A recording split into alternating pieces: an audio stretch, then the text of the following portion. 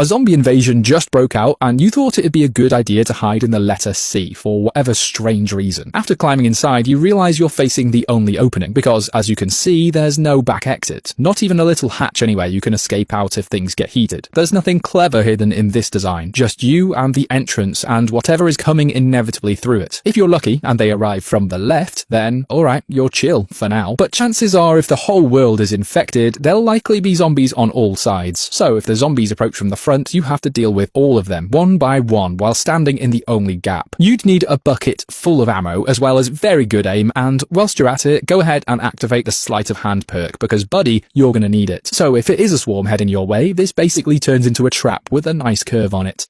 Number 9. L. L feels like backing yourself into a corner and hoping for the best. You've got a wall behind you and a wall below you, which at least stops anything from getting to you from those directions. You know, because zombies come up from the ground sometimes, maybe, I don't know. But anyway, the problem is everything else. Just like the C, the front is wide open, leaving you completely exposed from the right flank. There is one tiny advantage here though, which is that because there isn't really a roof, you could attempt an escape by climbing up and over the back if things were getting bad. You'd have to be pretty athletic and have good upper body strength, of course, but seeing those zombies coming up at you probably would grant you those abilities, despite the fact you've never done a pull-up in your life before. Number 8. V. Yeah, looks pretty good, right? Probably the kind of thing you'd go for if you're an idiot. Alright, okay, let's start with the positives though. Look at those high walls paired with slightly overhanging edges. That's going to make it particularly hard for any zombies to climb up at that angle. And when you climb inside, it feels like a promising structure to wait out the madness. But what happens when something, in this scenario a zombie, runs into it at full speed? Since there's no proper base support, the whole structure relies entirely on balance. Even just one clumsy zombie with a poor sense of direction is enough to knock it over. And once it tips, you're exposed instantly. You fall out and the walls are no longer between you and the problem, and now you're running. So yeah, this one's strong in one very specific scenario and completely useless in the next.